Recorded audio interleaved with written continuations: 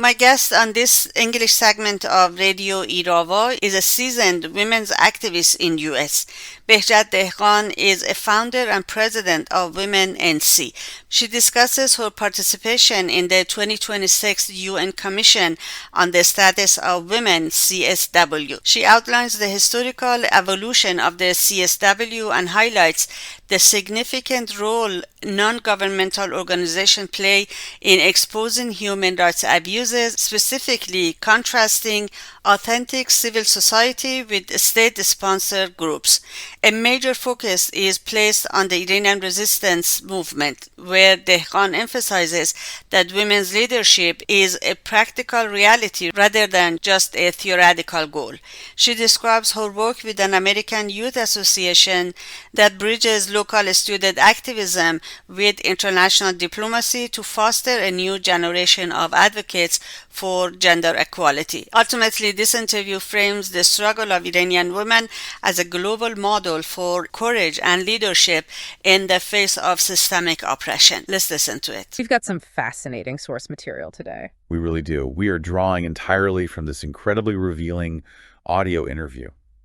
It was recorded in March 2026 with Behjat Dehghan. She's an activist who had just returned from navigating this exact battlefield at the 2026 UN Commission on the Status of Women. Our mission today is to unpack the machinery of this activism. How do grassroots leaders combat systemic oppression when the diplomatic deck is just completely stacked against them? Right. And we're also going to look at the deeply complex, often fractured narratives within the Iranian women's movement itself. Seeing how those different factions try to leverage international power. But before we jump into the mechanics of this, we need to make something crystal clear for the learner. Yes, very important context here. The source material we are unpacking today contains highly charged political viewpoints from multiple competing factions. It details the actions of the Iranian government, the National Council of Resistance of Iran, the NCRI, and the Pahlavi royalist faction. Right. We are not taking any sides, nor are we endorsing the viewpoints of any of these political groups. Our job today is strictly to impartially report and unpack the ideas exactly as they are presented in the original source material so you can understand the landscape of this debate. Exactly. We are just looking at the strategies, the historical claims, and the tactical maneuvers being deployed, evaluating how these groups operate on the world stage. Okay, let's unpack this. So the arena itself is the UN Commission on the Status of Women, or the CSW. And this is not some recent trendy initiative. No, not at all. It was founded way back in 1943. Right alongside the creation of the UN itself. Yeah, you had foundational figures like Eleanor Roosevelt recognizing that, you simply cannot build a functional post-war global order while ignoring the systemic discrimination facing 50% of the global population. And the scale of it now is wild. Every March, they gather in New York for 2 weeks. What's fascinating here is the sheer ambition of what they're attempting to regulate. I mean, we're talking about a massive collision of 12 to 25,000 attendees. Wow. Yeah. Government reps, civil society leaders, thousands of NGOs, and they're not just networking.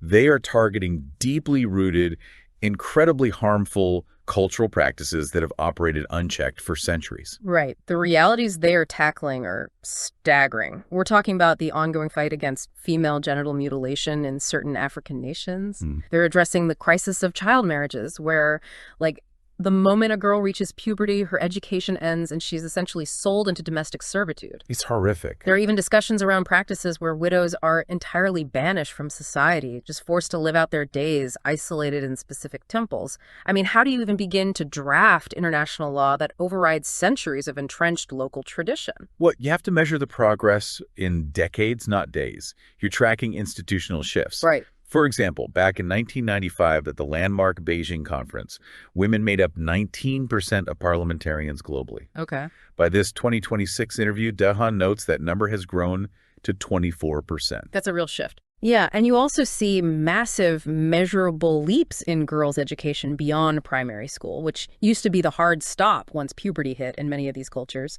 So the mechanism of change is slow, but the data proves it's moving. I kind of picture the CSW as this massive, high-stakes global Wikipedia page. Oh, that's a good way to look at it. You have a core 42-member committee, and their whole job over these 2 weeks is to act as the site administrators. They have to draft a single definitive document on a specific theme. And in 2026, that theme was social and legal justice. Right. But while those 42 delegates are haggling over commas and clauses behind closed doors, there is this wild ecosystem buzzing around them. Independent NGOs held 740 separate sessions this year alone. 740? Yeah. They act as the thousands of editors fighting over what raw evidence actually makes it into the final draft. And those NGOs serve as the critical intelligence pipeline. They bring unvarnished reality straight from the ground, translating local suffering into hard data. Right, to lobby their governments. Exactly. They aggressively lobby their reps to strengthen the language in that core UN document. And democratic countries, like Canada, for instance, actively rely on this NGO lobbying. Because they need the ammo. Right. They need that grassroots data to push back against traditionalist right-wing pressures from other member states, specifically regarding concepts like namus or honor, which authoritarian regimes frequently use as a cultural shield to restrict women's bodily autonomy. But see, that reliance on genuine grassroots data creates a massive vulnerability in the system. Oh, absolutely. If democratic countries are playing by the rules of this editing room, welcoming civil society to help shape the document, what happens when a non-democratic authoritarian state realizes they can just flood the zone with fake editors? And that brings us directly to the illusion of civil society and this specific tactic of gungos. Gungos? Yeah. Government-organized non-governmental organization. Yes. In a functioning democracy, an NGO is an independent watchdog, right? It holds power accountable. But in Iran, independent NGOs cannot legally register or operate. The state essentially outlaws genuine civil society and then sends its own loyalist proxies to New York instead. They literally hijack the concept of a charity. Totally. By stepping up to the microphone in those 740 NGO sessions, these state-sponsored actors eat up the incredibly limited time that genuine activists have to lobby. And Dehghan observed that their primary tactical goal is complete deflection. Right. They manufacture a false consensus. When these Iranian gongos take the floor, they blame all domestic, economic, and social catastrophes entirely on Western international sanctions. Or they just pivot the conversation entirely. Exactly. They'll pivot away from Iran completely, focusing extensively on the crisis involving Palestinian children in Gaza. Wow. The mechanism is brilliant in its cynicism. They use genuine external crises to eat the clock. It creates a smokescreen of victimhood regarding Western sanctions, which gives hesitant UN members political cover to just water down the final drafted document regarding Iran's internal abuses. It completely buries the reality of what is actually happening inside their own borders. But the cold, hard data cuts right through that smokescreen. Let's talk about the data. Yeah, if we look at the 12 Beijing indicators, and these aren't vague diplomatic ideas, they are hard metrics established by the UN to track specific milestones in women's economic independence, maternal health, education, and political participation. Mm-hmm. Across those 12 indicators, Iran ranks 142nd out of 145 countries. Wow. That ranking exposes the sheer scale of the suppression. It really does. But if the official state-sanctioned channels at the UN are completely blocked and manipulated by these GNCOs, an exiled movement has a massive structural problem. How do you get in the room? Exactly. How does the true voice of the 142nd ranked country actually get heard? They have to build their own back door. They didn't just share statistics from the past year. No, they went way back. They laid out a comprehensive historical timeline to prove this isn't some new fight. They tracked the women's struggle all the way from the Constitutional Revolution through the 1979 revolution and right into the horrific prison massacres of 1981. The historical weight of 1981 is crucial to understanding their current posture. Dehghan brought a chilling piece of history in the Gohardasht prison massacre. Unbelievable. The details shared was that all the women in that specific prison were executed. All of them. Every single one. The calculated nature of that slaughter left absolutely zero living witnesses for the eventual international trial of Hamid Nouri, an Iranian official involved in the executions. It was the ultimate methodical erasure of a political population. Let that sit for a second for the learner. An entire prison population of women erased to protect the regime from future international law. It's heavy. It is. But what struck me about Dehghan's account is how she pivots from that heavy trauma into her core argument regarding international activism. She points out that global activists, the people who have dedicated decades of their lives, are frankly tired of just hearing about victimhood. Yeah, they already know the statistic. Exactly. They understand the cruelty. What they are desperate for are viable, structured solutions. Because merely describing the pain doesn't change the geopolitical reality. A UN delegate cannot draft a resolution based purely on grief. They need a political framework to support. Right. 50% of the NCRI's members are women. Wow. Furthermore, the MEK, the Mujahideen-e-Khalq, which serves as the central operational organization within that broader coalition, boasts a leadership structure that is 100% female. And it goes far beyond administrative roles. Traditional Iranian women, who historically might have been confined strictly to domestic spheres, actually became tank drivers in their liberation army. It completely shatters the preconceived notions of what a victim from the Middle East looks like. It replaces the image of a passive victim with the image of a combatant. They also point to Maryam Ravi, the leader of the movement, and her 10-point plan for a transitional democratic government. And this isn't just a manifesto thrown together for a recent protest. Not at all. The interview notes that 30 years ago, standing in the EU Parliament, she predicted the exact trajectory of the regime's nuclear escalation. That's prescient. They are presenting themselves to the international community not as victims asking for pity, but as a highly structured government in waiting that has been right about the regime's threats for decades. Here's where it gets really interesting, though.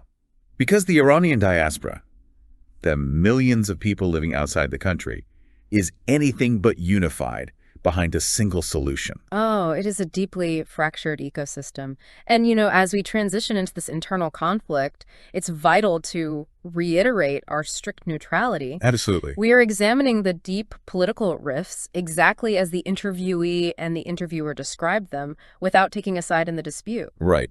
So the interviewer explicitly asks about the royalist faction, specifically naming Yasmin Pahlavi and Reza Pahlavi. Dehghan heavily criticizes their public strategy. She characterizes their messaging, which often involves posting photos of grieving mothers who have lost children, or issuing what she calls hollow statements on Student Day, as fundamentally exploitative. She doesn't hold back. She argues that consuming the public's attention with raw grief, without offering a concrete roadmap for governance or a mechanism to dismantle the regime, well, it lacks genuine political leadership. It's a profound critique of the nature of modern activism. Are you organizing for change, or are you just organizing for awareness? Exactly. And this tension extended to other Iranian NGOs present at the CSW. Dehghan noted that several groups focus purely on the psychological trauma of women in Iran, bringing psychologists to analyze the mental toll of the pressure and the street violence. And Dehghan acknowledges that sharing this pain has value. The international community absolutely needs to understand the severe psychological damage being inflicted on the youth. But her core thesis is that therapy isn't diplomacy. Right. If we connect this to the bigger picture, this perfectly illustrates the immense friction inherent in almost any exile movement. There is a constant battle between symbolic grief, honoring the trauma, and amplifying the voices of the victims, and structured political resistance. Yeah.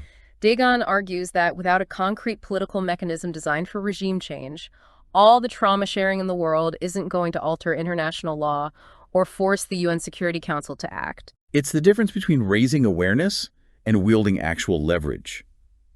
If sharing trauma at the UN doesn't change international law, an exiled movement faces a massive problem. How do they actually build the power required to force that change? Right. Dehghan's answer wasn't to shout louder in the halls of New York. She realized she had to build that leverage 500 miles away. Because you don't build a foundational movement in a diplomatic summit. You build it slowly, far away from the spotlight. I found this strategic pivot fascinating because you'd think the center of gravity for global diplomacy is always New York or Geneva. Sure. But Dehghan recognized a fatal structural flaw in her own movement during her 31 years of attending the UN. The attendees were aging out, the movement was graying, and institutional memory was dying with them. That's a huge problem. So she played the ultimate long game. She went to Raleigh, North Carolina, and spent 10 years volunteering 40 hours a week to build a local NGO from scratch. 40 hours a week as a volunteer is a staggering commitment. It really is. And the mechanism she designed, this 10-month youth pipeline, is a masterclass in grassroots organizing. So how does it work? Well, she recruits local American college students and tasks them with conducting research on women's rights in their own state. It grounds the students in their own baseline of democratic rights. Okay, that makes sense. Then, at the end of the 10 months, she brings them to the UN in New York and exposes them to the extreme deprivation of the Iranian reality. Over the years, she has trained more than 300 youth to become lifelong advocates. The tactical brilliance here is the bridge she is building. You take these American college students who take certain freedoms for granted, and you shatter their worldview. Yeah. They realize that for an Iranian youth, simply protesting in the street can literally result in being shot in the eyes with pellet guns, blinded, or executed. And that shock translates into fierce mobilization. Exactly. Because these students speak the local cultural language of American activism, they become the perfect bridge to massive established U.S. organizations. They translate complex foreign policy into local grassroots urgency. Because of this groundwork, Dehghan's localized group helped secure a strong resolution supporting Maryam Rajavi's 10-point plan from NOW, the National Organization for Women. Which is huge. Yeah, NOW is a political powerhouse. It's a progressive group with something like 500,000 members across the United States. Getting their institutional backing is a massive geopolitical win. And this highlights a really fascinating political contradiction. You have NOW, which represents some of the most left-leaning feminist groups in America, actively marching in Washington under their own banners in support of this Iranian cause. Right. But simultaneously, the Iranian resistance understands the bipartisan necessity of their fight. They are actively working with highly controversial right-leaning figures in the U.S. like Rudy Giuliani. Yeah, they are. And the progressive groups accept this alliance. It absolutely proves that when the stakes are life and death, human rights can forcefully transcend domestic political purity tests. It requires a level of political maturity that you rarely see in domestic politics. They are prioritizing the ultimate goal of dismantling an authoritarian regime over maintaining ideological alignment on every other issue. They will take leverage wherever they can find it. So what does this all mean for the learner? Let's bring the disparate threads of this blueprint together. The source leaves us with a profound look at the global model of resistance today. Following the tragic murder of Mahsa or Zina Amini and the massive 1401 or 2022 uprising, Iranian women haven't just fought for their own survival. They have become a literal global blueprint for resistance. Yeah, Dehghan notes that even Latin American activists at these UN sessions are actively citing the Iranian women's movement as the gold standard for how to organize, endure, and fight back against state violence. Wow. And they are reshaping the foundational architecture of their own society from the ground up, despite the lethal suppression.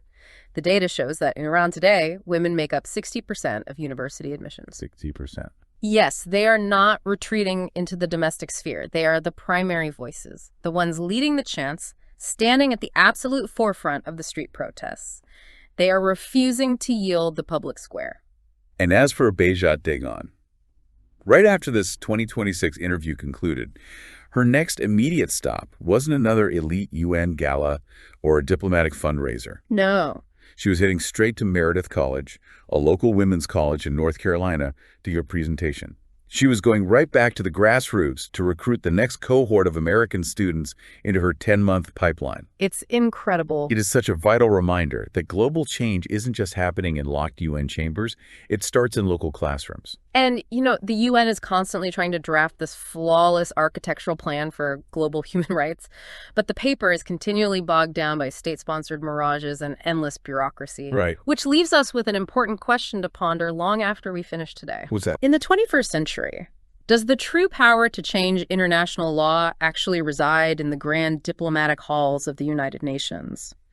Or does it belong to the localized grassroots youth movements, thousands of miles away in places like Raleigh, North Carolina, who eventually force their own democratic governments to step up and act? That's a huge question to leave with. Thank you to the learner for joining us on this deep dive. Keep questioning the blueprints. We'll catch you next time.